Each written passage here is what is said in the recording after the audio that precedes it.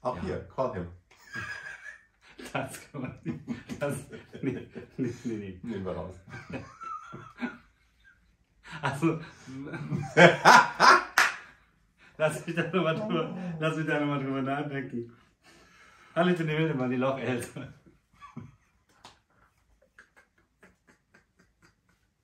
Mit Glitzer Surprise kann man reinstecken. Ja.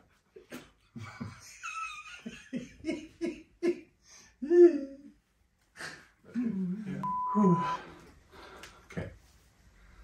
Das geht so nicht, wir können so keine Videos machen.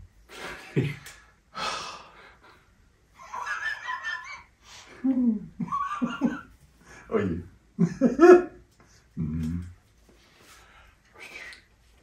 Okay. Hallo und willkommen zurück zu einer weiteren Folge von Behind the Scenes mit moi und Frau Wildemann. Hallo, Hallo. ich bin Single. Findest du, das ist die richtige Plattform? Für... Ja. Okay, bitte schreibt ihm direkt, nicht mir. Ich habe keine, ich möchte nicht. Also, ne? Direkt Anfragen an hier. Ich leite nichts weiter. Ich lösche und blocke.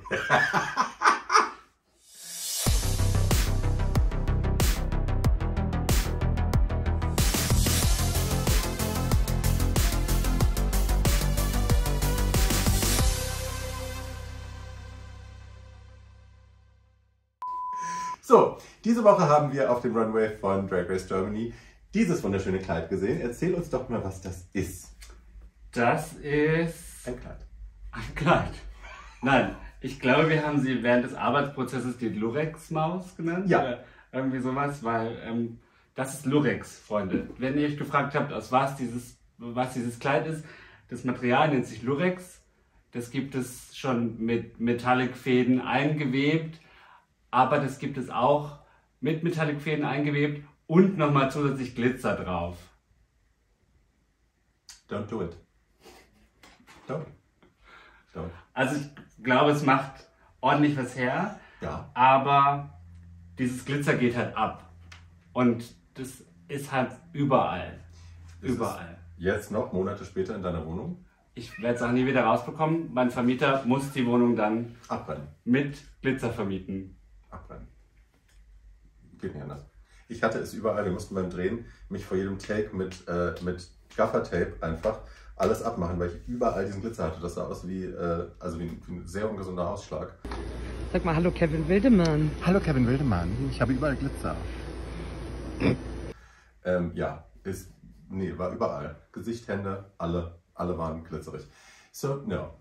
Gibt's besser, kann man besser machen. Ist schön für die Kamera, aber...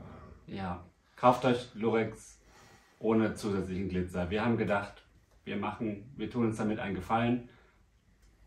We didn't. Aber schön sah es aus. Willst du was zum Schnitt sagen? Kurz für die ZuschauerInnen da draußen so, wir hatten zwei verschiedene Art und Weisen, wie wir an Designs herangegangen sind. Also entweder kam ich schon mit einem fertigen Design an und wir haben die Stoffe danach gekauft, so wie man sich das wahrscheinlich meistens vorstellt. Oder aber Barbie hatte schon irgendwo einen Stoff gesehen, wie das in dem Fall war. Und wir haben mit dem Stoff den Entwurf gemacht. Und manchmal ist das tatsächlich eine ganz gute Herangehensweise, weil man hat den Stoff in der Hand, man sieht, wie der Stoff fällt, was der Stoff für Eigenschaften hat. Und darauf Isabel sagen würde, man kann gucken, wo der Stoff hin will. Ja. Was der möchte. Ja. Oder hat es Nico gesagt? Nico. Eine von beiden. Anja. Ja. Ja. Man kann so gucken, wo der Stoff hin will. Und der Stoff wollte dahin. Genau. Ist ja für mich das haben wir schon besprochen, eine Sweetheart-Neckline. Ja, also ja. Haben wir irgendwann schon mal besprochen, ich weiß nicht, ob ihr dabei wart. Und das ist für mich ja eher unüblich. Ne? Ich hatte immer eher so T-Shirt-Ärmelchen, ganz selten mal einen dünnen Träger, aber dass ich wirklich so gar nichts oben hatte, ist ganz neu. Hat Madame mich hingezwungen und what can I say, I love it.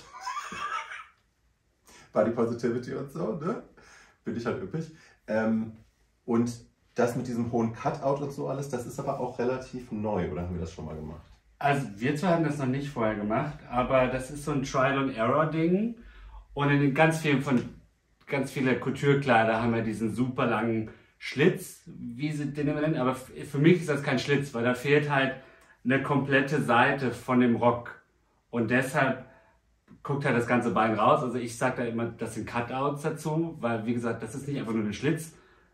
der zusammenfällt mit so zwei Laken Stoff, sondern da fehlt halt ein ganzes Stück Stoff. Das heißt jetzt so offiziell. Das haben wir jetzt genannt. So.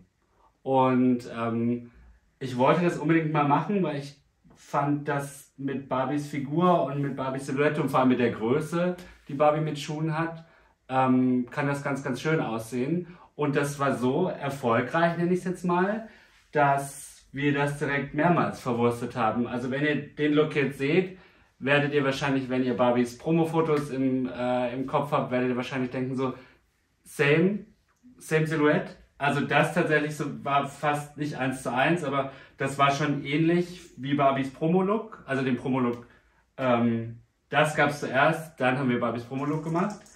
Und wenn ihr Fotos von Barbies Premierenkleid seht. Premiere?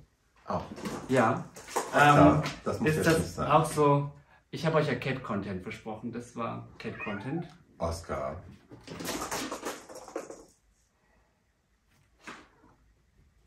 Schatzi. Jetzt Naja. Pause. Müssen wir nicht machen. Nein, alles gut. Wir machen Und gleich kommen wir weiter. Genau, und Barbies Premierenkleid, wenn ihr euch an Barbies Premierenkleid erinnert oder Fotos guckt, ist das auch hier vorne asymmetrisch drapiert, auch mit einer Seite richtig, richtig hoch bis zur Hüfte. Denn ich finde, das kann was. Und auch wenn man kurvig ist, macht einen schlanken Fuß. Ich finde so, das können viele Menschen tragen und es macht immer irgendwie was her. Ja. Und ich glaube, das wird jetzt gerade so mein neues Ding, deshalb habe ich das direkt 3-mal gemacht. Aber ja, das ist so die Design-Inspo, die Direction hinter dem Kleid und den 2 anderen. Ja. Wie viel Stoff ist da drin? 6 Yards? 6 oder 7 Meter. Nein, stimmt, wir haben nachgekauft. Wir haben nachbestellt. Ja. 7 oder 8. So, was ihr halt nicht seht, was aber dann wahrscheinlich auf dem Runway gesehen ist, das hat halt hier so eine super, super lange Schleppe an der Seite und sowas frisst halt wahnsinnig viel Stoff. Und auch diese in Falten gelegten Schnittteile, ja, das ist alles nicht wenig Stoff. Nee. Deswegen für so ein Kleid müsst ihr schon so ab 5 Meter auf alle Fälle irgendwie einplanen. So. Also wenn ihr kleiner und zierlicher seid, geht auch die Hälfte, wenn ihr Silvi Mais seid. Ne? Aber mit meinen Maßen kann es ein bisschen mehr sein. Ja. So, wo wir bei den Maßen sind. Ein ganz wichtiges Ding, ich korsettiere mich ja seit eigentlich Beginn meiner Karriere immer. Habe das auch gemacht in Zeiten, wo ich wirklich spindeldürr war. Habe ich trotzdem immer so gemacht, weil ich das einfach schöner finde bei mir. Wenn ich eine Taille habe und wenn dann die Hüfte dadurch doller rauskommt und so. Und habe immer wahnsinnige Schmerzen gehabt. Ich habe immer wahnsinnig geschwitzt, weil ich mir den ganzen Brustkorb zugeschnürt habe, weil ich immer so sehr lange Unterbrustkorsetts hatte. Hatte immer so einen Wulst hinten dran, also ne, so eine Hautwulst, Fettwulst, die sich oben so Muffintop-mäßig so rübergestülpt hat. Sah auch nicht immer geil aus. Ich hatte wahnsinnige Schmerzen, wahnsinnig geschwitzt, weil ich kaum atmen konnte.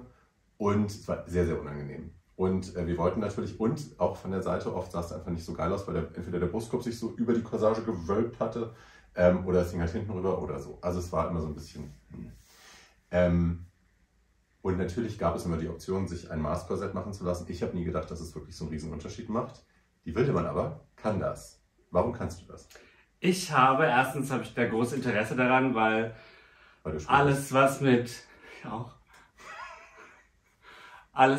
mit Kostümgeschichte zu tun hat. Ich liebe Historienschinken und natürlich früher gab es alles mit Corsetry und 17. Jahrhundert wurde dir alles weggeschnürt. Aber ich habe ein großes Interesse an Korsetts machen und ich habe auch einen Workshop gemacht über mehrere Wochen, wo man tatsächlich mich beigebracht bekommen hat, wie man Korsetts macht, auf verschiedene Art und Weise, mit Cups drin, alles Mögliche. Ich habe 4 oder 5 dicke Ordner zu Hause, wo alles drin ist. Und ich liebe das, weil ich finde, das ist auch so ein kleines bisschen Modegeschichte jetzt so. In den teuren Couture-Kleidern ist bis heute auch noch, oder nicht Couture, also Couture auf alle Fälle, aber auch in den super High-End-Kleidern ist bis heute noch immer wie eine Art Corsage reingenäht. Also wenn ihr mal in irgendwelche teuren Kaufhäuser geht oder mal bei Dior in der Boutique seid oder sowas, guckt euch mal und euch in die Kleider reinguckt, da sind immer Corsagen oder so korsettmäßige Sachen irgendwie reingenäht, weil ein Kleid sitzt einfach immer besser, wenn irgendwie zumindest 5, 6 Stäbchen drin verarbeitet sind. Und wenn natürlich ja, da ein richtiges, gut gemachtes, gut sitzendes Korsett unter allen Looks drunter ist, ist das schon die halbe Miete. Weil das macht euch die Silhouette und ihr zieht euch quasi, ihr zieht euer Kleid, euer Outfit und einfach nur drüber und das Ding sitzt. Und gerade für Drag, da passiert dann nicht mehr viel. Wenn das alles an der Stelle sitzt, an der das sitzen muss, das drückt euch auch mal 2-3 cm mehr weg, wenn ihr irgendwie eine eng sitzende Corsage habt. Und man muss sich einfach keine Sorgen machen über Passformen. Ja. Und ich, ignorante Kuh, die ich so bin, ne, ich habe gedacht, wie wilde man kann so ein bisschen Corsage machen, bestimmt süß, so, weil ich halt ein ignorantes Arschloch bin. Ich habe gedacht, das ist so, wie man so diese Corselets kauft, weißt du, die in so einem kleinen Zipperchen haben und dann machen die halt so ein bisschen, drücken die sowas weg. Ich habe das nicht so richtig, ich will nicht sagen, ich habe es nicht ernst genommen, weil I did, aber ich habe nicht gedacht, dass es das ist, was ich brauche, so für mich. Ich habe gedacht, das, was ich brauche, ist High Strength, ne? Muss halt richtig einen LKW zusammenhalten können. Und ich habe gedacht, das, was sie macht, ist halt eher so filigranes Zeug für dünne Mädchen.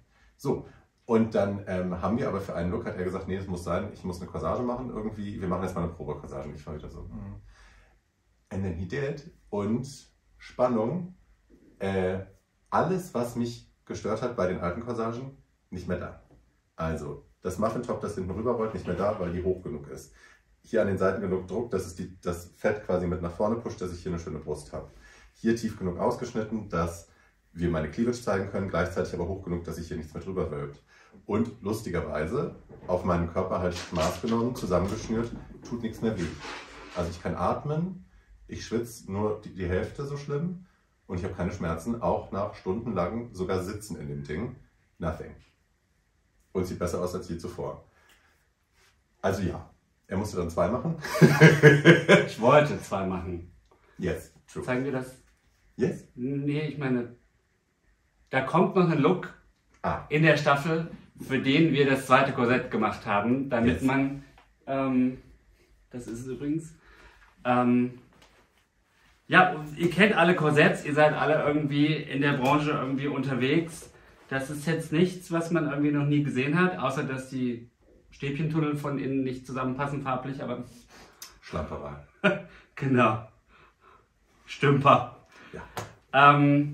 Ja, es gibt, das werden wir in Zukunft noch ausprobieren, es gibt auch die Option, statt hier vorne dieser Korsettschließe, die werdet ihr auch alle kennen von Corsagen, das mit einem Reißverschluss zu machen. Traue ich auch wieder nicht, weil ich denke, bin ich zu dick für. Das ist halt gerade in der Burlesque-Szene ein Riesending, weil die kriegt man halt schnell auf und zu und man kann hinten trotzdem die Schnürungen drin lassen und kriegt das so eng, wie man das gerne möchte, aber das ist halt absolut kein Muss. Und jetzt schaut mal, also allein das hier, ne, das ist jetzt der Rücken, ihr guckt jetzt von innen auf den Rücken, dass diese Dinger hier so hoch sind, macht halt natürlich Sinn, weil damit halten wir hinten mein Muffin-Top in Schach. Gleichzeitig kann man hier oben natürlich einen schönen kleinen Träger dran machen, wenn man den braucht und dann ist der hier vorne durch und dann hält es besser. Also ja. Wirklich ein Riesenzugewinn, ein Lernerfolg für mich. Ich hätte nicht gedacht, dass ich das brauche. Jetzt, wo ich es habe, könnte ich mir das nicht mehr vorstellen. Ich werde nie wieder eine andere Corsage anziehen. Also wenn ihr jemals darüber nachdenken solltet, euch so ein Teil zuzulegen, ist sicherlich nicht ganz billig. Was würde sowas kosten, wenn das jetzt jemand bestellen wollen würde? Eine Custom-Corsage bei dir in der Größe, in der Ausführung? Die hier? Ja. 600. 600 €. Klingt nach viel Geld, wenn man aber gute Corsagen kauft, gar nicht so viel. Und lohnt sich. Wahnsinnig. Weil tut nicht mehr weh und macht genau das, was es soll. Und auch die Girls, die selber Drag machen, werden das kennen. Eine gute Corsage muss nicht schön aussehen. Das nennt sich im Englischen nennt sich das Seasoning, wenn quasi ein Korsett so eingetragen ist, dass sich die Stäbchen schon genau an den Stellen in die Form des Körpers quasi gebogen haben, dass man das Ding anzieht, das Ding zuschnürt hinten und dann sitzt das Ding. Und deswegen ja, macht euch keine Sorgen, wenn eure Corsagen irgendwie nach 2-3 Monaten verbeult sind. Das ist wichtig, weil dann sitzt ein Korsett nämlich so, wie das sitzen muss. Ist eingetragen. Dann ist es eingetragen, auf Deutsch gesagt, genau. Und dann tut auch erst recht nichts mehr weh. And that's a good thing. So, Aber auch. haben wir schön gemacht. Hast Ja. du schön gemacht. Dankeschön. Ich habe es schön getragen. Dicky, willst du was dazu sagen? Nein. In diesem Sinne, bis nächste Woche dann und Tschüss.